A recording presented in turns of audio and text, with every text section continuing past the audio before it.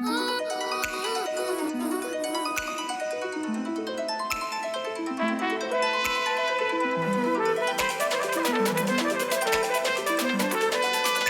Clinic presents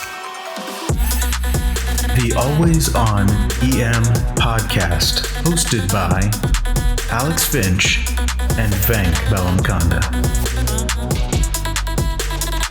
Hey everyone, and welcome to Always On EM. I'm Alex Finch. I'm Venk Bellamconda. And we're so excited to have you here with us today for our inaugural episode. This is a big step for us. We've talked about this for a while, Venk, haven't we? Absolutely. It's been a dream in the making. So first things first, this is an important first step. Venk, how do we say your name? Oh, of course. That's a great place to start. Well, first you go to school for a very, very long time. And then you have to learn your letters. And if you're like me, your teacher will write it out and put it on your desk all the way across the desk and maybe into the next person's desk so that you can have it to spell from. But it's pronounced Venkatesh Bellamconda, but everyone just calls me Venk, like vancomycin. Perfect. And how do you say your name?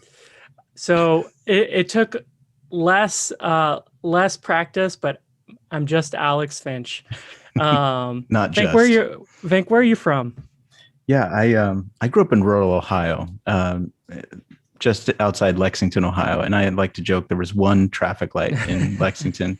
I think there's a few more now, but fairly small Ohio. But I love it. It was a great time growing up there. I went on to train in Northeast Ohio and then came out here to Minnesota. And I've been here ever since 2006, with the exception of 1 year, basically, where I went out east to fellowship. But I have not. In? Oh, yeah. I trained. I went to medical school at a school that no longer exists. It was called the Northeastern Ohio University's College of Medicine. It's changed its name now to NeoMed. Shout out to all the students that are there at the new school. But it was it is a school in Northeast Ohio that centered around 3 universities, and it's a 6-year BSMD program. So I finished undergrad in 2 years. And was ahead of the game until I squandered a year doing an extra year in medical school and then changing specialties because I matched out here in psychiatry before switching into emergency medicine and then doing a fellowship and so on. But yeah, it's been quite a whirlwind, and we can certainly go into that a little further. But I think the listeners need to hear a little bit about your world experience. Where are you from? I actually didn't know all of that about you. So that's incredible. I grew up overseas. I grew up in Southeast Asia. I spent a couple years in Vietnam, most of my childhood in Myanmar, and came back to the US to UNC for undergraduate and med school. Duke fans are still allowed to listen to the podcast. Absolutely. That's okay. And Coach K, if you're ever listening, we want you on the show. I can learn a lot from you. Everyone's welcome. We have, and for our listeners to know, we have a big rivalry because I'm one of the associate program directors for the EM residency. Big UNC fan. Our practice chair also went to med school at UNC, but our program director is one of the biggest Duke fans of all time. So this is a big thing in the residency here. And you're leaving out, I think both our practice chairs have UNC ties. You're right. And so I interviewed here and just fell in love with the program and ended up at Mayo for residency. And I've been here ever since. And you mentioned rivalries. I can't go without mentioning. So imagine me. I was a psych resident. I rotate in the emergency department. The residency director at the time is Dr. Annie Sadasti, the great Annie Sadasti, who is a diehard University of Michigan fan and supporter. And I am from Ohio. And even though I didn't train at the Ohio State University, I am scarlet and gray through and through. Here I am, the psych resident. I'm working with Annie, and then I'm trying to get her to include me in the residency as a switch into emergency medicine. Not only is she a University of Michigan person, but at the time, the associate residency director was the great Dr. D.B. Goyle, who was also an avid University of Michigan fan. They thankfully looked past my talents as a Buckeye and gave me an opportunity to join the residency. Something that I'm thinking about is how different our paths were. I actually, I you are so much smarter than I am that you had this condensed program and could get through that. As an undergraduate, I studied geography and creative writing. So my entire undergraduate experience was sitting in rooms reading fictional short stories. And so I graduated, went out into the world, and immediately started my job as a photographer at a car dealership. That was how I was paying the bills and writing my short stories. And then eventually went back and decided I wanted to start taking night classes to go to medical school. And so I did not take the short road that you took. That's for sure. I don't know who was the smarter one, because I mean, that seems like a little bit more fun. I raced through everything only to then bounce and have to do things over. So, well, we both found our way here and got to know each other. I think probably a lot of our listeners don't know how we met each other. Is it okay if I share that story? Are you okay sharing that story? I'm excited to share this story. So I remember the night we met. This was probably the third week of my residency training. So this is intern Alex. I'm still at this point learning how to turn on the computer, still learning how to place my CBC orders, that kind of thing. So you can get an idea of the emergency department we work in. We're at the Mayo Mothership ED, 77,000 patients a year, stroke center, cardiac center, all this. We have every tool at our disposal. And I, as the intern, am still trying to get through my shifts and learn basic presentations. And so some of our pods close, some stay open 24 hours a day. That's kind of our general practice structure. And Venk is one of our incredible nocturnists. And so I think he's there all the time. Basically, he's there when we're ending our days, and he's there when we're starting our days. That's Venk in our emergency department. This was a west shift, if you can picture it. And so that's one of our pods that closes down. And I get to the end of my shift. I'm about 2 hours over because I still hadn't learned how to chart on my shifts. And I'm going through a chart. Have you ever figured that one out? I haven't. I'm still there. And I'm going through a chart, and I realized that I sent a patient home who had a urinary tract infection without an antibiotic. So to intern Alex, I had just killed this patient. And so this is the story of how we met, but this is also the story of my first medical error. And at the time, it was the single biggest medical error I had made in my life. And that's a big deal. And so in that moment, I'm sitting in this pod, my attending has gone home. As far as I know, I'm the only physician in the whole emergency department. I'm sitting there. The lights are literally out in that pod. Yeah, all the lights are off. The nurses are gone, and I'm sitting there in an empty pod. And I'm thinking, what do I do? I just have no idea. And I have to fix this. I have to save my patient's life by giving them an antibiotic for their urinary tract infection. So I start wandering around the emergency department that I don't know very well, and finally come to one of the 24-hour pods where I see an attending, a person I've never met before. And keep in mind, again, this is intern Alex. This is somebody who I want to impress and I want to get to know better. And I basically walk up to this person I've never met. And I think my first words to you were, I've made a giant mistake. Yep. And I think, and I'm pretty sure I burst into tears at that point. Been a hard shift, and I was several hours over. I was so stressed, and I felt I had just killed a patient. And it was written on your face, the worry that you had. And when you said that, I remember bracing myself for something that was going to be very shocking. And I can't imagine it now. I can't, as an attending, I can't imagine an intern I've never met coming up to me and saying something like that. I would have thought that they sent home somebody with like a surgical sponge in them or something. Like, right. Venk immediately kindly said, "You should see this. That they no bounce problem. Back and they have neurocepsis now." Oh no. And we immediately resolved the issue. And actually I immediately picked Venk to be my mentor in residency. And we've developed an incredible relationship. When I think about what is this, and friendship. And when I think about what is this podcast, part of it is I want to share this incredible person I've gotten to know with you all. We get a chance to talk through cases once or twice a week. We're on the phone going through challenging cases, going through papers. And that's really what this podcast is to me. It's these conversations that I find exciting and that I've had fun getting to know you, Venk. That's what I want to share with the world. And so I'm excited to do that. Oh, me too. And I know I tell you this all the time, but truthfully, I believe in my heart I've gotten more out of this relationship and friendship than you recognize, and that probably you did from the mentorship part of it. Well, we'll just have to agree to disagree on that point. And I agree with you. I think we've had amazing conversations. They're impromptu and are about the way emergency medicine fits into our lives, our careers, our personal passions, and video games, and all those things. I think it's an exciting thing to be able to open those conversations up to the world and see what other people are talking about and thinking about. So I've learned a lot from you over the time, and I'm super excited to do this with you as well. I'm excited. You've started to touch on this, which is what are our passions? And so to you, if you had to say your top 3 passions in emergency medicine, who are you in emergency medicine? First, I would say, in terms of topic areas of interest, ultrasound, quality, and education are probably my 3 biggest hats.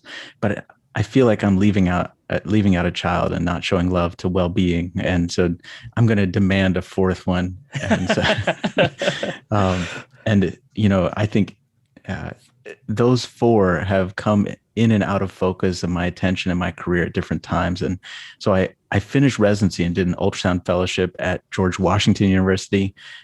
Huge shout out to Keith Boniface, Teresa Liu, Hamid Shakui, all of the great faculty there that welcomed me and taught me about ultrasound. And I'm so sorry that shortly after becoming ultrasound director for Mayo's enterprise, I decided to just love quality. But what happened was, as I was reading and learning about ultrasound, I found myself really interested in how to build a practice and unify a group of people in a single direction and optimize systems, get consistent outcomes. And I found myself really jazzed up to read and learn about that a little more than doing ultrasound QA. God bless it. It's important, but it's just not that exciting to review another FAST exam. This is how he's reminding me to sign my ultrasound exams there. Oh man, absolutely. All staff that you're listening, anywhere you are, please help your ultrasound directors out. And so it began my journey into quality, and healthcare quality at the time was even more wide open. Very few people at the physician attending level were spending time learning about this. That became a life of its own, where I really started to enjoy and incorporate what I learned about Lean and Six Sigma and the voice of the customer, et cetera, outside of Mayo and outside of healthcare into our home life as we began having children and trying to optimize systems. Someday I'll have to tell you, when you have your first child, Alex, let me know, and I'll talk to you about spaghetti diagramming your nursery so that it's optimized for blowout diapers. That was a game changer. That is useful information. So I'll appreciate that. Absolutely. And then, so from ultrasound quality, then along the way, I've been teaching in ultrasound, teaching in quality, teaching in general.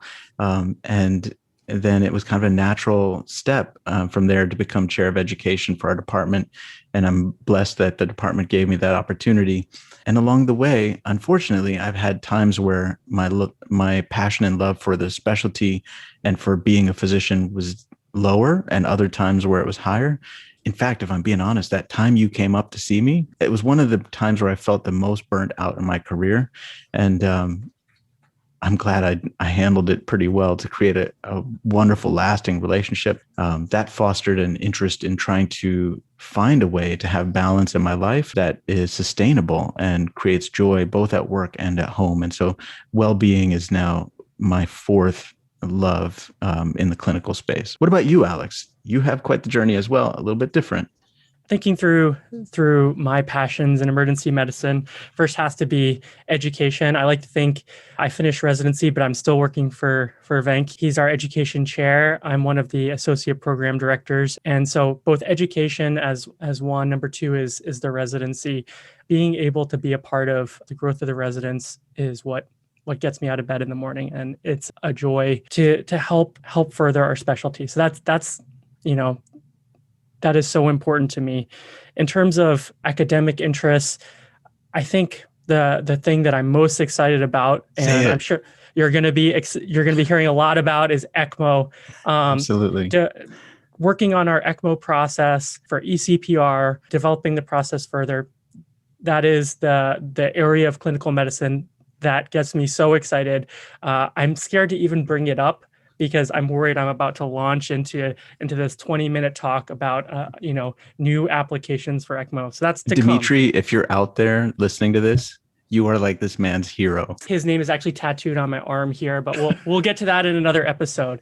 So that's me at work. In real life, my wife Jen is one of our incredible ED nurses, and absolutely, and keeps me grounded. I have 2 wonderful cats, and so this is a new thing. But Venk was sharing how he's going to give me some information, but we found out just oh my gosh, this week that I actually I am going to be a father. So that's amazing. That is breaking news. I'm so excited to share it. And congratulations. And this is brand new news. So I'm so excited. That's unscripted amazingness. Truly awesome. Congratulations. And for the listeners, you don't understand. So Jen and Alex are essentially the world's 2 nicest, most caring people. There's no words that really articulate how genuinely awesome these 2 are. And so the baby is made from the very best stuff on earth. Congratulations. I can't wait to say the same to Jen. Well, we're very excited. But, that is one part of us. Venk, part of what we want to talk about on the show is Mayo as a culture. We have something we call 3 shields. Tell us a little bit about how that's going to factor into our show. So Mayo Clinic was really founded on the idea that there's a synergy between practicing medicine, educating about medicine, and investigating the future and cutting edge medicine through research. Those are the 3 shields. And so we'll be really trying to cover the breadth of emergency medicine as it interests us and hopefully as it interests you all, and anchors to these 3 shields as a framework. Along the way, maybe we'll throw in some historical things, some interesting tidbits, and obviously some comedy and life events like we just dropped here.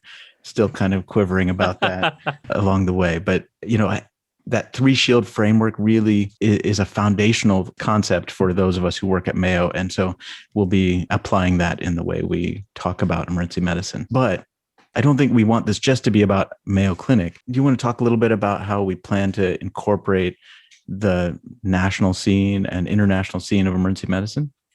Absolutely.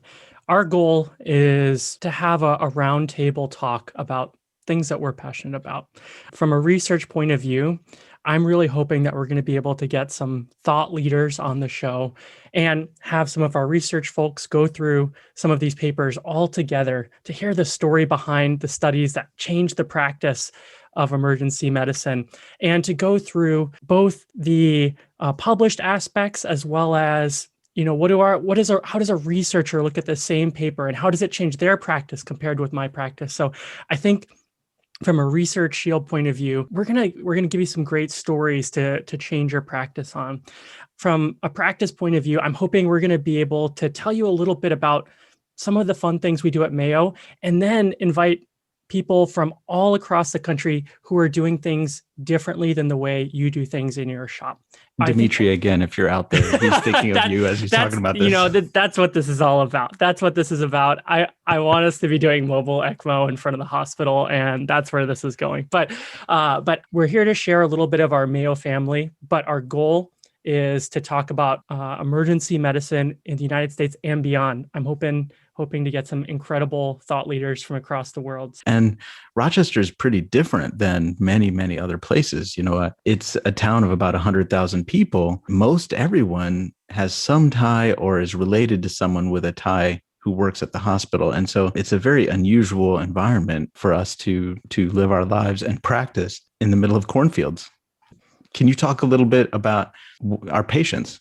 We have an incredible population here that we have the opportunity to serve. So our city is a city of about 100,000, a little over 100,000 people. And so you can think of it as a regular city in that size. We're about an hour and a half from Minneapolis. We have our routine bread and butter cases, appies in the middle of the night, STEMIs.